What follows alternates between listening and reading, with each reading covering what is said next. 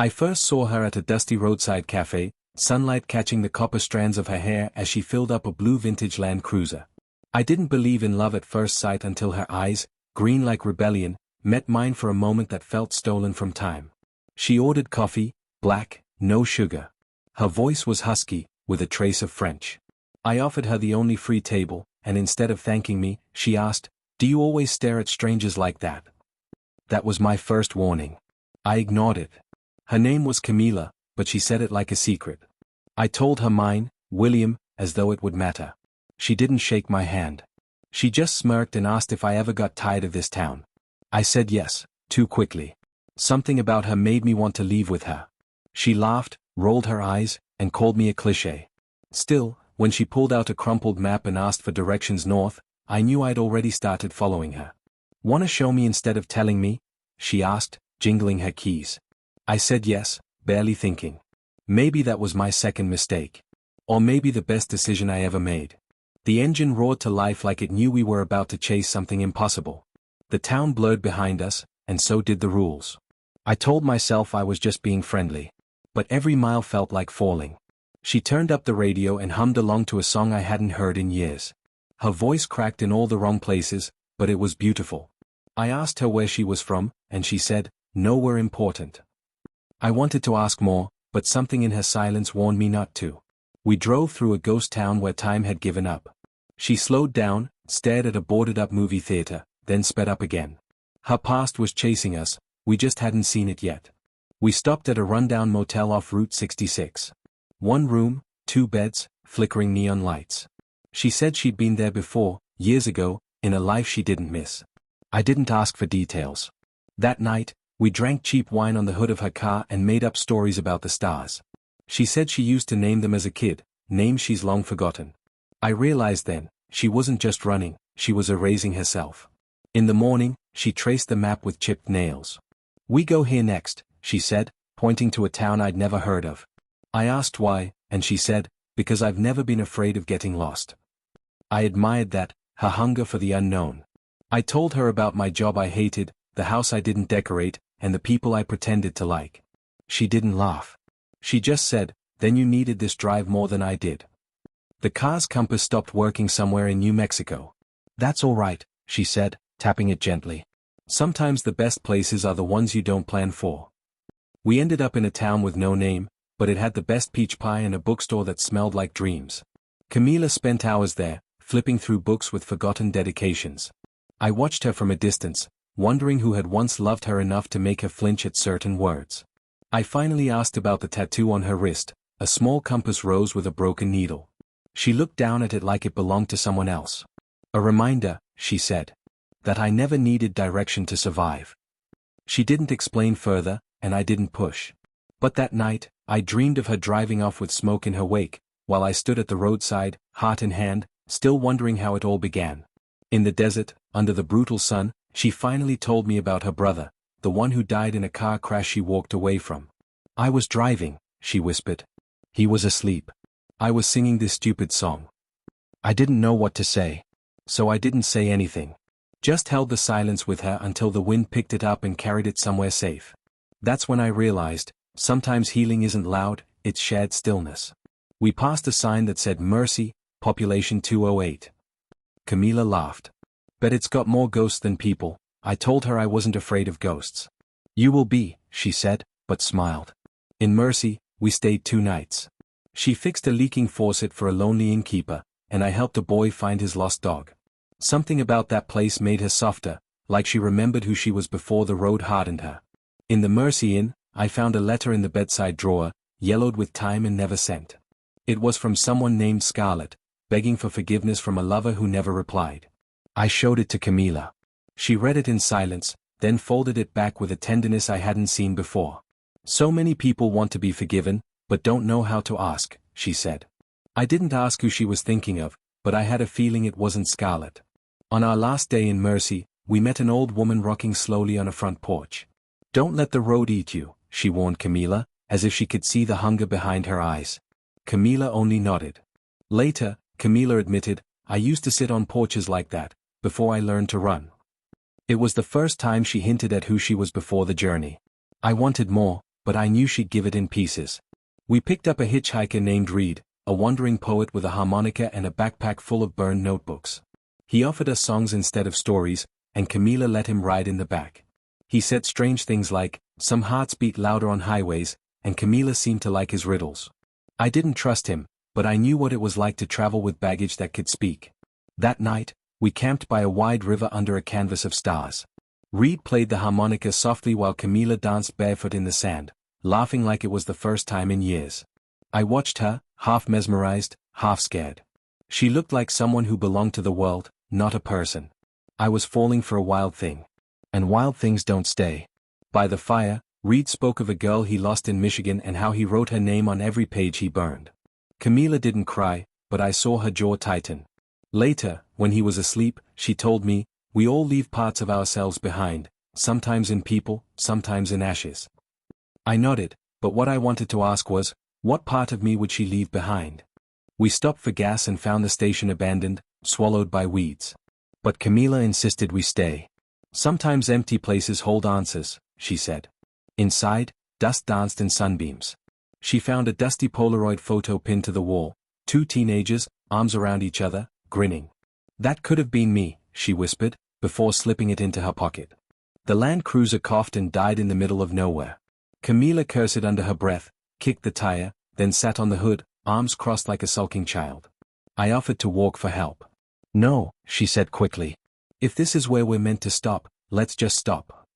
It was the first time I saw her afraid of endings. A passing farmer gave us a lift to the nearest town on his flatbed truck. His name was Wayne, and he talked about tractors and weather like they were old friends. Camila smiled politely, but when he dropped us off, she said, "Sometimes it's comforting, people who live and die in the same place." I asked if she wanted that. She didn't answer. We found a bar in the next town, and Camila got up to sing. Her voice was cracked, raw, imperfect, but real. The room went still as she sang about loss and roads and the taste of leaving. When she finished, she returned to our table, flushed and trembling. "I never sing for people," she confessed. "But I forgot I was scared." I felt honored to witness it. The motel had no name, just a neon sign that flickered "O_Hotel." We took the room farthest from the office. That night, she kissed me. It wasn't soft. It was like being claimed. Her hands were cold, her breath warm, and her heart, a hurricane. I didn't sleep. I watched her sleep instead, knowing I was already too deep. I woke to find her seat empty, her keys gone. My chest tightened. She left? No note, no explanation. I stumbled outside, barefoot, heart racing. But she was just at the vending machine, barefoot too. "Relax," she teased. "You think I'd ditch you without stealing your playlist first?" I didn't laugh. Because I realized then, I feared being left more than I feared dying. She admitted she feared being known. "People think I'm wild and free. But what if I'm just scared of roots?" she asked as we passed a church with a wedding in progress. I told her, sometimes freedom is being able to choose someone and still feel free. She looked away. That's when I knew, she didn't fear love. She feared being loved back. We found a diner that let customers write letters and pin them to the wall. Camila wrote 3. One said, "To the one I left too soon, I'm sorry." I didn't ask about the other 2. But I wrote one too. Mine said, "I don't know where this ends, but I'm glad I got in the car." A storm rolled in, black clouds like bruises in the sky. Sirens howled. We pulled into a barn with strangers who made room on hay bales and passed out soup. Camila held my hand when thunder cracked. Later she said, "I wasn't afraid of the storm, I was afraid I'd want this life too much." I squeezed her hand tighter. We found a one-eyed dog limping near a gas station. Camila named him Bullet.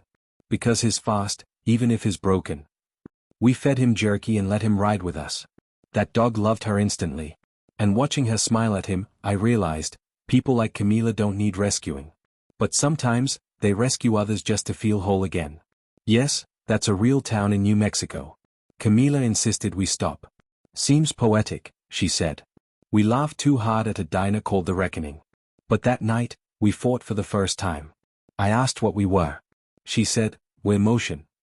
I said, "I want more than that." She didn't reply. That night, we didn't touch. Bullet curled between us, sensing the tension. Her back to mine, the space between us louder than thunder. But just before dawn, her fingers found mine under the sheets.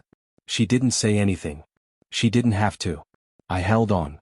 We took a wrong turn, intentionally. She said, "Let's not look at the map today." We ended up at a lake shaped like a heart, according to the old man fishing nearby.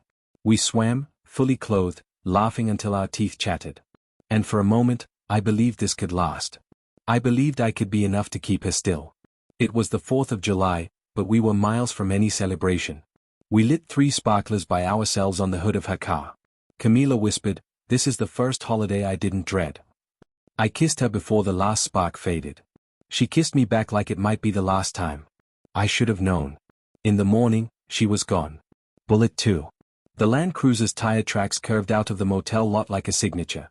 My playlist was gone. So was the Polaroid. But she left one thing on the bed, the broken compass tattooed on a napkin. And scrawled beneath it, in her messy handwriting, "Sometimes we leave so others can stay." As I checked out of the motel, the clerk handed me a folded note. "She left this in case you came looking," he said. I opened it. "Don't follow. Just keep living. You'll know when it matters." It wasn't enough, but it was everything. She was gone, but not erased. I felt both abandoned and chosen. I bought a bus ticket but couldn't get on. So I rented a car and drove. Same highways, same playlist, but the seat beside me was empty now, like a ghost humming through my chest. Every diner, every signpost held her fingerprints. I wasn't chasing her. I was chasing the version of me I was when I was with her. At a gas station, I found a paperback novel she used to carry. Inside were her scribbles, lines underlined in pencil, stars beside quotes like, "Freedom means nothing if you have no one to come back to." I bought the book. It smelled like her and wind and loss. I read it slowly, like decoding her map of meaning. In a desert town, I saw him, Bullet, tied to a bench outside a thrift shop. When he saw me, he barked once and leapt into my arms. Taped to his collar was a note, "His not meant for the road. You are." I cried into his fur. That dog was a piece of her heart left behind, or maybe returned. I took a job at a small cafe near a mountain town, just for a while. The days were quiet, the skies were wide, and every cappuccino felt like therapy. Locals called me the road guy. I didn't mind. I didn't tell them about her. But I thought of her every time the wind blew warm. One day, I got a postcard. No return address. Just a picture of a train station and a short message, "Still moving. Still thinking of that peach pie." I knew it was from her. No signature needed. And somehow, it didn't hurt, it healed. She hadn't forgotten. She just didn't know how to stay. A tourist walked in wearing a red scarf like Camila used to. Her eyes were the same shade of trouble. For a second, my heart stuttered. But it wasn't her. Still, I served her tea, and when she asked for directions, I smiled. "North," I said. "Always north." Because even if Camila was gone, her compass was still in me. One quiet night, I started writing. Not to find her, but to find myself. I wrote everything, the drive, the fear, the love, the way she danced in headlights. And the more I wrote, the lighter I felt. She had driven off with my heart, yes, but maybe she left me a pen in exchange. Months later, my manuscript found a home. The editor called it raw and unforgettable. They asked if Camila was real. I said, she was more real than most people I've known. I didn't need fame. Just knowing our story would echo somewhere, on shelves, in hearts, was enough. Because love, even fleeting, is worth recording. I returned to that first gas station, the dusty one where I first saw her. It looked smaller now. Time does that. Inside, a young couple laughed over a road map. The girl had copper hair. I paid for gas, smiled at them, and walked out. For the first time, I didn't look back. I had finally arrived somewhere, within myself. I was invited to a local radio station to talk about the book. I kept my answers short, but when they asked if I ever saw her again, I paused. "Sometimes the people we lose are the ones we carry longest," I said. Off-air, the host whispered, "She's still out there, isn't she?" I smiled. She never left. I walked past a tattoo parlor and saw it in the window, a compass rose, exactly like hers. Something tugged at me. I walked in and got it etched onto my shoulder. When the artist asked why, I said, "It reminds me not to fear getting lost." The needle hurt, but not as much as losing her. That night, as I walked Bullet through the hills, I heard a voice in the wind that sounded like Camila, soft, distant, laughing. I closed my eyes and let it carry me back to the river, the motel, the diner, walls filled with letters. She was in everything now. Not haunting, but humming in the silence. A college girl walked into the cafe, clearly lost. "I'm trying to find my way back to the freeway," she said, frustrated. I pulled out a napkin and drew her a route. "Getting lost is part of finding your own map," I said. She blinked at me. "Did someone say that to you?" I nodded. "Someone unforgettable." I drove back to Mercy. I don't know why.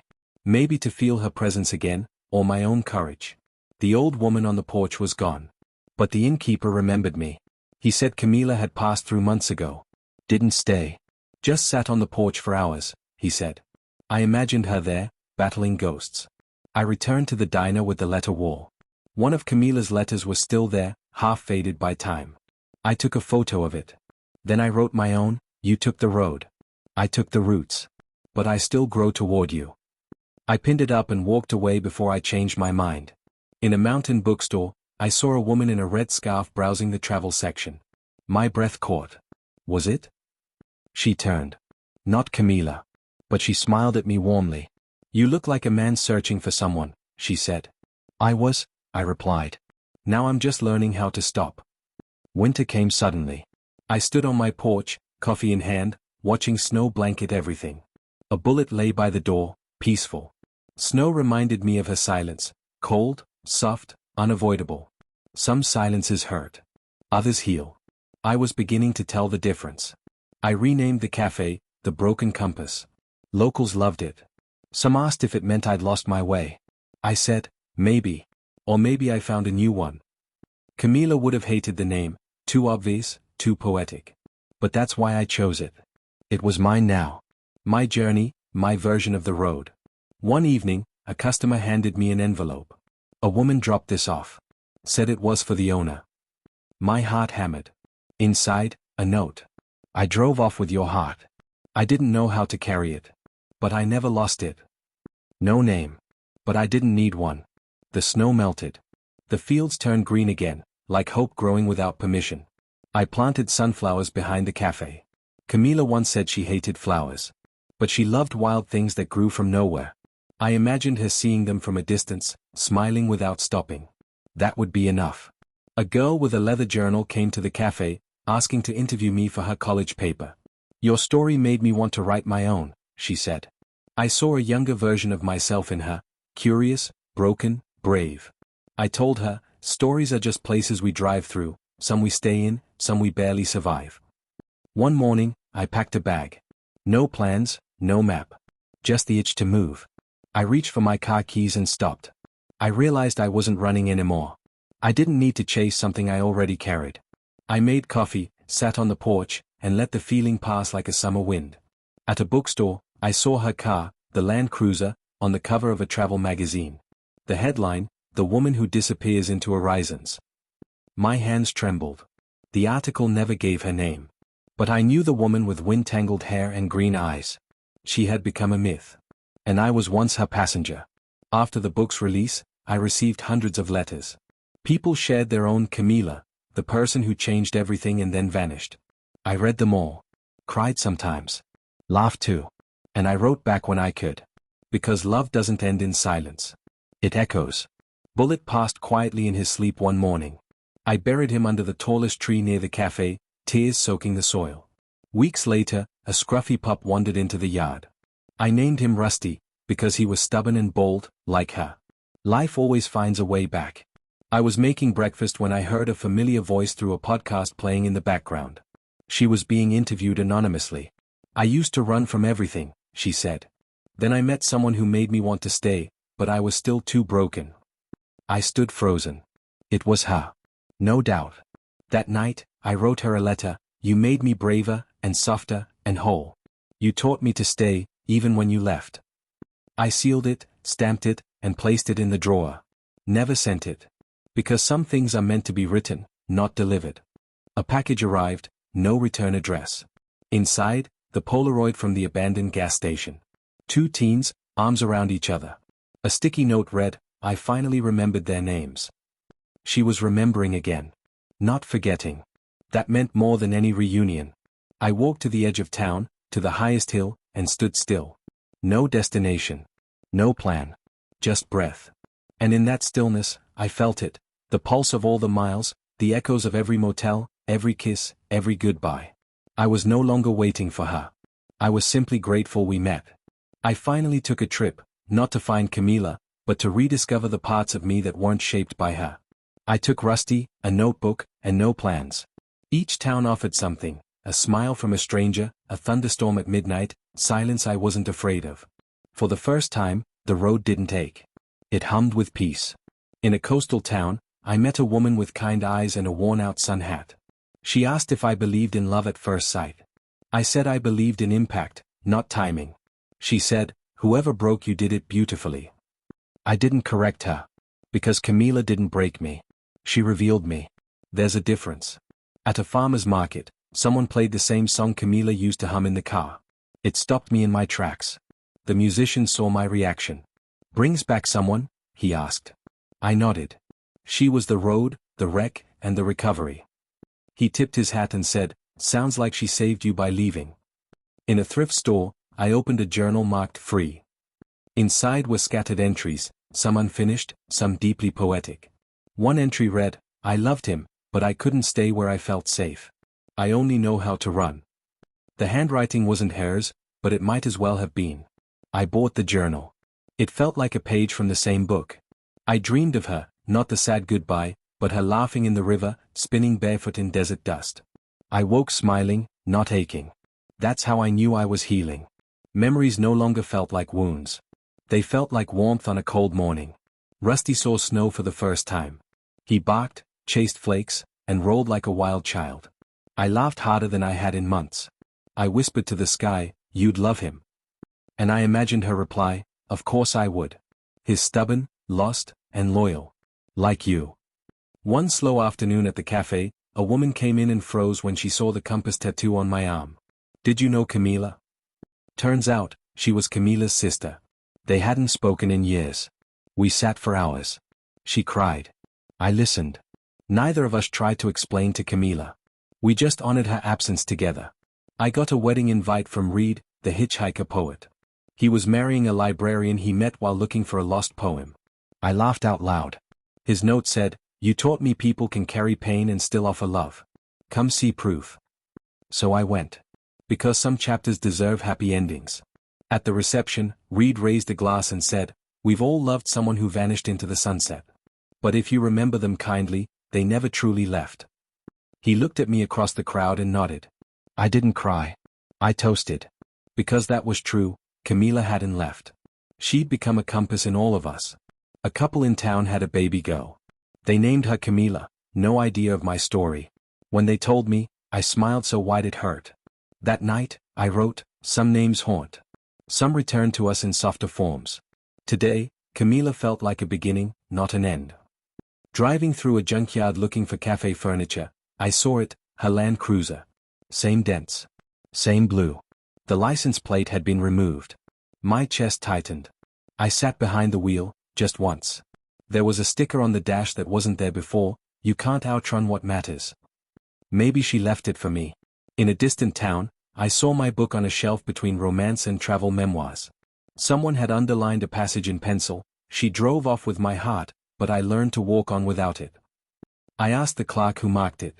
She shrugged. People pass through. Leave pieces. Just like Camila. One rainy morning, I received a handwritten letter postmarked from Oregon. No name. Just the message, "Still driving. Still remembering. I found a place that feels like staying. Maybe that's because of you." I read it again and again. She was still out there, alive, healing, maybe even rooted. I whispered, "Good. Stay as long as it feels right."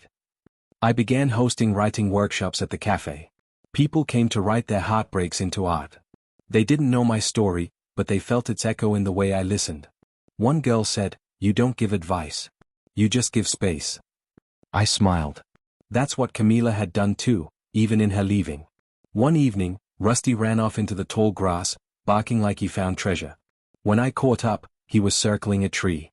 Tied to it was a red scarf, weather-worn, faded. I knew it instantly. My breath left my lungs. I didn't take it. I left it there. Because it wasn't a sign to chase. It was closure. She came. Just once. One rainy evening. I turned and there she was, standing across the street, hood up, still wild in the eyes. She didn't speak. Neither did I. Just a nod, a soft smile, a shared breath. Then she turned and walked away. It wasn't an ending. It was peace. Weeks later, I heard a new song on the radio, Camila's voice. Low, imperfect, real. She had recorded something. I pulled over, hand shaking, and listened to every word. The last lyric, he made me want to stay. So I left before I ruined it. I closed my eyes and whispered, "You didn't ruin anything." I rewrote the last chapter of the book, not to erase her, but to tell the truth better. I added the red scarf, the workshop, and the junkyard car. Some stories evolve as we heal. And this one? It wasn't about loss anymore. It was about becoming. Travelers now come to the Broken Compass with maps and journals, asking where to go next. I never tell them a specific place. I just say, follow the thing that scares you and makes you feel alive at the same time. It's what Camila did. It's what I did too. One day, I offered a ride to a young man waiting by the roadside with a heavy backpack and hopeful eyes. He asked if I was heading anywhere special. I said, not really. But everywhere becomes something when you let it. He grinned and hopped in. A new journey had begun, with my heart intact, and room for more. Mornings at the Broken Compass grew quieter, slower. I sat with Rusty, coffee steaming between my hands, watching the sunrise paint the sky. Sometimes I thought about Camila, not with pain, but with gratitude. The roads we traveled had changed me, made me more whole than I ever imagined. I found a letter in the mailbox, no return address. Inside, a single line, "Thank you for letting me go." I smiled, feeling the weight lift. Sometimes, love means releasing, not holding on. One workshop participant published her first book, a story about running away and coming home. She dedicated it to the man who taught me to write my own compass. I felt proud. Our stories weren't just ours anymore, they belonged to everyone brave enough to face their own roads. Rusty found a friend, a scrappy dog with a limp, wandering nearby. They became inseparable, chasing each other through fields and dirt roads. Watching them, I thought about how love doesn't have to be perfect to be real. Sometimes, it's just about finding someone who runs beside you. I finally sent the letter I'd written years ago, the one I'd kept tucked away. In it, I wrote about learning to stay and letting go. About how she'd driven off with my heart, but left me the map to find my way home. In a small town, I saw a mural painted on a brick wall, of a woman driving a blue Land Cruiser, with a compass tattoo glowing on her wrist. Someone had immortalized Camila. Not as a ghost, but as a legend of the open road. I felt honored to know her story. Rusty grew old, his muzzle graying, his steps slower. One night, he lay at my feet as I read. When he passed, I buried him beside Bullet, under the same tree. I whispered a promise, to keep moving forward, carrying the love they both taught me. I returned to that roadside cafe where I first saw Camila. It looked different, cleaner, brighter, but the spirit was the same. I sat at the same table, ordered black coffee, and smiled, knowing some meetings change everything forever. On a whim, I got a small tattoo, a red scarf wrapped around a compass rose. It was a quiet tribute to the woman who drove off with my heart. Painful and beautiful. Like love. I started writing letters again, not just to Camila, but to the road, to love, to loss. They were never sent, but they became my way of making peace with everything I'd been through. A street musician played a song I didn't know, but felt like a message from her. I dropped a coin, closed my eyes, and let the music carry me home. Somewhere, out there, the red scarf still travels. I imagined it wrapped around someone else's wrist, telling stories I'll never hear. It reminded me love isn't possession. It's a shared spark that lives beyond us. Rusty's friend had puppies. I kept one, a wild little thing with bright eyes and a stubborn streak. I named her Journey. Because every ending leads to a new beginning. A passenger once asked me, "What's the best advice for someone about to hit the road?" I said, "Drive with your heart open, even if it means you'll get lost." They smiled, and I knew she'd understand. One day, a letter I'd sent years ago came back, marked return to sender. But inside was a note, "Thank you. I'm finally ready." Sometimes closure arrives when it's meant to. Journey grew into a faithful companion, teaching me to find joy in the small moments, the wind in the trees, the warmth of the sun. With her, I learned that healing isn't a destination. It's the road you choose to keep walking. The cafe thrived, a place where stories began and ended, where hearts learn to beat again. I saw people arrive broken and leave stronger. That was the real journey. The one Camila started in me. I wrote one last letter to her. You drove off with my heart.